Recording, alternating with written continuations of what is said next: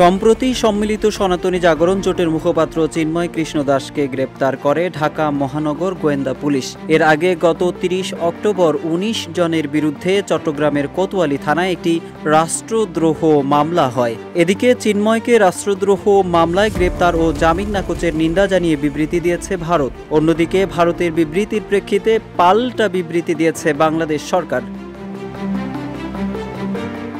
এদিকে চিন্ময় কৃষ্ণের জামিন বাতিল করে কারাগারে পাঠানোর আদেশ দেন আদালত। এরপর তাকে নিয়ে যাওয়ার চেষ্টা করলে প্রিজন ভ্যান আটকে দেয় তার সমর্থক ও ভক্তরা।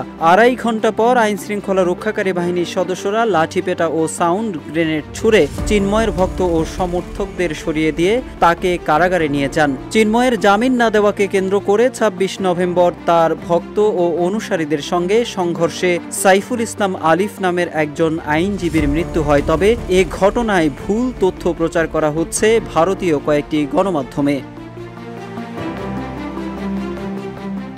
রিপাবলিক ওয়ার্ল্ড অব ইন্ডিয়া সহ একাধিক সংবাদ মাধ্যমে সাইফুল ইসলাম আলিফকে চিন্ময় কৃষ্ণ দাসের আইনজীবী দাবি করে প্রতিবেদন প্রকাশ করা হয়েছে। প্রতিবেদনে দাবি করা হয়, চিন্ময় কৃষ্ণ দাসের আইনজীবী সাইফুল ইসলাম আলিফ পুলিশের গুলিতে নিহত হয়েছেন। গণমাধ্যমের পাশাপাশি সোশ্যাল মিডিয়ায়ও এই গুজবটি ছড়িয়ে পড়েছে। ভারতীয় গণমাধ্যমে প্রচারিত এই দাবিটি মিথ্যা এবং খারাপ উদ্দেশ্য নিয়ে ছড়ানো হচ্ছে বলে জানিয়েছে প্রধান উপদেষ্টার press wing facts. CA press wing ফ্যাক্টসের ভেরিফাইড ফেসবুক পেজে দেওয়া এক পোস্টে বলা হয়েছে, কিছু ভারতীয় গণমাধ্যম দাবি করছে ২৬ নভেম্বর চট্টগ্রামে নির্মমভাবে খুন হওয়া আইনজীবী সাইফুল ইসলাম আলিফ চিন্ময় কৃষ্ণ দাসের প্রতিনিধিত্ব করেছিলেন। দাবিটি মিথ্যা এবং খারাপ উদ্দেশ্য নিয়ে ছড়ানো হচ্ছে। চিফ মেট্রোপলিটন ম্যাজিস্ট্রেট আদালতে চিন্ময় কৃষ্ণ দাসের জমা দেওয়া ওকালতনামায় দেখা যাচ্ছে, অ্যাডভোকেট সুভাষিস শর্মা চিন্ময় কৃষ্ণ দাসের আইনজীবী। সিএ প্রেস উইং ফ্যাক্টস সকলকে যে কোনো প্রকার উস্কানিমূলক ও মিথ্যা প্রতিবেদন থেকে বিরত থাকার আহ্বান জানান।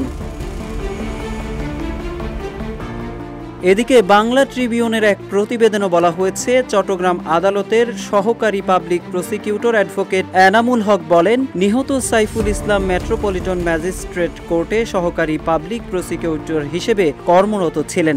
একই তথ্য জানিয়েছে বেসরকারি সম্প্রচার মাধ্যম চ্যানেল 24। এতে বলা হয়েছে, চট্টগ্রাম আদালত প্রাঙ্গণে বাংলাদেশ সনাতন জাগরণ মঞ্চের মুখপাত্র অধ্যক্ষ চিন্ময় কৃষ্ণ দাস ব্রহ্মচারীর সমর্থকদের হামলায় চট্টগ্রাম আদালতের সহকারী পাবলিক প্রসিকিউটর সাইফুল ইসলাম আলিফ নিহত হয়েছেন। টেলিভিশনটির প্রতিবেদনে আরও বলা হয়েছে, অ্যাডভোকেট মোক্তার উদ্দিন সাগর নামে এক আইনজীবী জানান, তার চোখের সামনেই অ্যাডভোকেট সাইফুল ইসলাম আলিফকে কোপানো হয়েছে।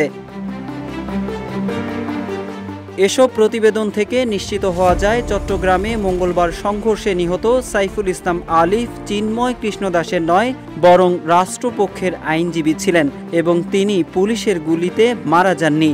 তাকে অজ্ঞাত পরিচয় ব্যক্তিরা কুপিয়ে হত্যা করেছে। প্রসঙ্গত, চট্টগ্রাম নগরীর নিউ মার্কেট মোড়ের স্বাধীনতা স্তম্ভে বাংলাদেশের জাতীয় পতাকা অবমাননার অভিযোগে হওয়া মামলায় গ্রেপ্তার করা হয় চিন্ময় দাসকে।